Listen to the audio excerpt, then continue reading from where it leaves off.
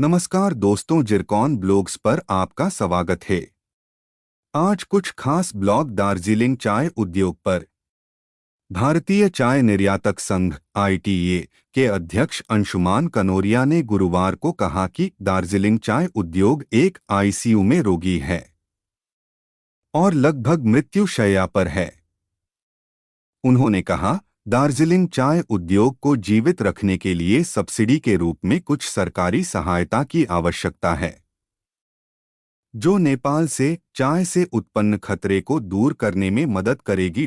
यहाँ Bengal chamber of commerce and industry (BCCI) द्वारा आयोजित एक सत्र में बोलते हुए कनोरिया ने कहा, दार्जिलिंग चाय हमारे लिए एक भावना है। यह हमारे खून में बहती है। आज दार्जिलिंग चाय उद्योग वस्तुत ICU में एक मरीज है।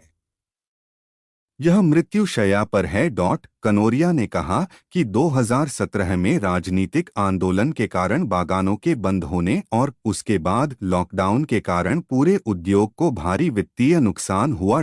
उन्होंने कहा, बहुत सारे विदेशी खरीदारों को दूर कर दिया गया और इससे हमारे पड़ोसी श्रीलंका को कुछ निर्यात बाजार पर कब्जा करने का मौका मिला। कनोरिया ने कहा कि नेपाल की चुनौती गंभीर हो गई है क्योंकि वह भारतीय बाजार में घुसपैठ कर रहा है। उन्होंने कहा, दार्जिलिंग की फसल प्रति वर्ष 6.5 मिलियन किलोग्राम तक कम होने के साथ नेपाल में उत्पादन 6 मिलियन किलोग्राम तक बढ़ गया है। अब हमारे पास एक गंभीर प्रतिस्पर्धी है। उन्होंने कहा, आंशिक रूप से जलवायु परिवर्तन के कारण कम उत्पादकता के कारण दार्जिलिंग की फसल गिर गई है। उन्होंने कहा, दार्जिलिंग एक उच्च लागत वाला ऑपरेशन बन गया है, जिसमें 60% लागत मजदूरों की मजदूरी से आती है। दार्जिलिंग के अधिकांश बागानों को 200 रुपये प्रति किलोग्राम का नुकसान हो रहा है और प्रत्येक बगीचे को कुछ करोड़ रुपए का नुकसान हो रहा है। कनोरिया ने कहा कि दार्जिलिंग चाय उद्योग को जीवित रखने के लिए सरकार से कुछ समर्थन की आवश्यकता है।